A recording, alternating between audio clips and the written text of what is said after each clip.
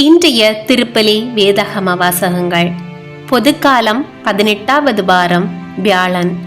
ஆண்டவரின் தோற்றமாற்ற விழா. முதல் வாசகம் இறைவாக்கினர் தானியேல் நூலிலிருந்து வாசகம். 7ஆம் அதிகாரம் 9 முதல் 10 மற்றும் 13 முதல் 14 வரை உள்ள இறைவார்த்தைகள். நான் பார்த்து கொண்டிருக்கையில் அரியணைகள் அமைக்கப்பட்டன. தொன்மை வாய்ந்தவர் அங்கு அமர்ந்தார். அவருடைய ஆடை வெண் பனி போலவும் அவரது தலைமுடி தூய பஞ்சு போலவும் இருந்தன. அவருடைய அரியணை தீ கொழுந்துகளாயும் அதன் சக்கரங்கள் எரி நெருப்பாயும் இருந்தன. அவர் முன்னிலையிலிருந்து நெருப்பாலான ஓடை தோன்றி பாய்ந்தோடி வந்தது. பல்லாயிரம் பேர் அவருக்கு பணிபுரிந்தார்கள். பல கோடி பேர் அவர் முன் நின்றார்கள். நீதிமன்றம் தீர்ப்பு வழங்க அமர்ந்தது. நூல்கள் திறந்து வைக்கப்பட்டன. இரவில் நான் கண்ட காட்சியாவது, வானத்தின் மேகங்களின் மீது மானிட மகனை போன்ற ஒருவர் தோன்றினார்.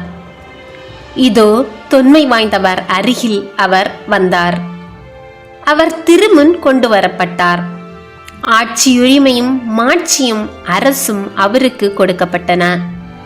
எல்லா இனத்தாரும் நாட்டினரும் மொழியினரும் அவரை வழிபட வேண்டும். அவரது ஆட்சி உரிமை என்றுமுள்ளதாகும். அதற்கு முடிவே இராது. அவரது அரசு அழிந்து போகாது. இது ஆண்டவர் வழங்கும் அருள்வாக்கு.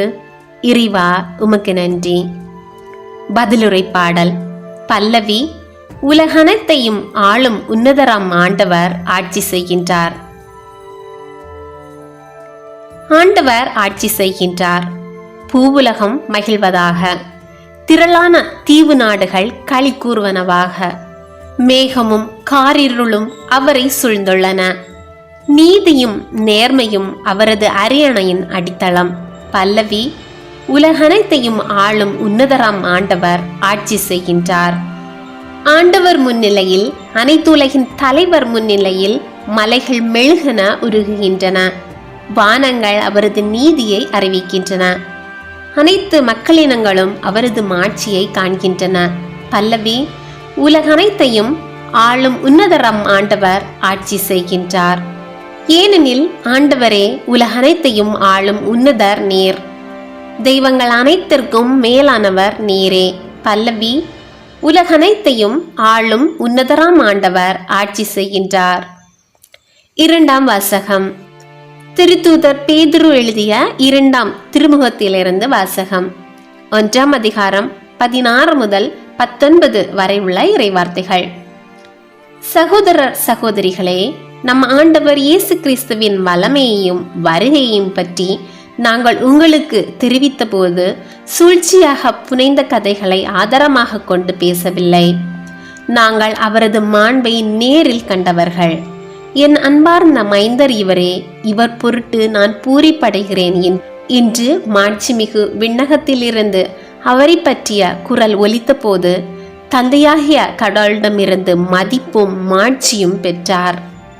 தூய மலையில் அவரோடு இருந்தபோது விண்ணிலிருந்து வந்த இக்குரலொலியை நாங்களே கேட்டோம்.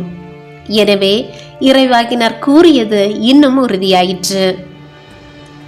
அவர்கள் கூறியதை நீங்கள் கருத்தில் கொள்வது நல்லது.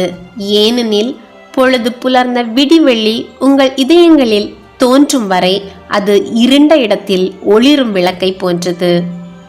இது ஆண்டவர் வழங்கும் அருள்வாக்கு. இறைவா, உமக்கு நன்றி. நற்செய்தி வாசகம். மத்தேயு எழுதிய நற்செய்தியிலிருந்து வாசகம். 17ஆம் அதிகாரம் 1 முதல் 9 வரை உள்ள இறைவார்த்தைகள். அக்காலத்தில் இயேசு பேதுருவையும் யாக்கோபையும் அவர் சகோதரரான யோவானையும் ஒரு உயர்ந்த மலைக்கு தன்மையாக கூட்டிக் கொண்டு போனார். அங்கே அவர்கள் முன் அவர் தோற்றமாறினார். அவரது முகம் கதிரவனைப் போல் ஒளிர்ந்தது. அவருடைய ஆடைகள் ஒளி போன்று வெண்மையாயின. இதோ மோசேயும் எலியாயும் அவர்களுக்கு முன் தோன்றி இயேசுவோடு உரையாடி கொண்டிருந்தனர். பேதுரு இயேசுவை பார்த்து, ஆண்டவரே, நாம் இங்கேயே இருப்பது நல்லது. உமக்கு ஒன்றும் மோசேக்கு ஒன்றும் எலியாவுக்கு ஒன்றுமாக 3 கூடாரங்களை அமைக்கட்டுமா? இது உமக்கு விருப்பமா என்றார். அவர் தொடர்ந்து பேசிக்கொண்டிருந்த போது ஒளிமயமான மேகம் ஒன்று அவர்கள் மேல் நிழலிட்டது. அந்த மேகத்தினின்று, என் அன்பார்ந்த மைந்தர் இவரே, இவர் பொருட்டு நான் பூரிப்படைகிறேன், இவருக்கு செவி சாயுங்கள் என்று ஒரு குரல் ஒலித்தது. அதை கேட்டதும் சீடர்கள் மிகவும் அஞ்சி முகங்குப்புற விழுந்தார்கள். இயேசு அவர்களிடம் வந்து அவர்களை தொட்டு, எழுந்திருங்கள், அஞ்சாதீர்கள் என்றார். அவர்கள் நிமிர்ந்து பார்த்தபோது இயேசு ஒருவரை தவிர வேறு எவரையும் காணவில்லை. அவர்கள் மலையிலிருந்து இறங்கி வந்தபோது இயேசு, மானிட மகன் இறந்து உயிருடன் எழுப்பப்படும் வரை இக்காட்சியை பற்றி எவருக்கும் சொல்லக்கூடாது என அவர்களுக்கு கட்டளையிட்டார். இது கிறிஸ்து வழங்கும் நற்செய்தி. கிறிஸ்துவே உமக்கு புகழ்.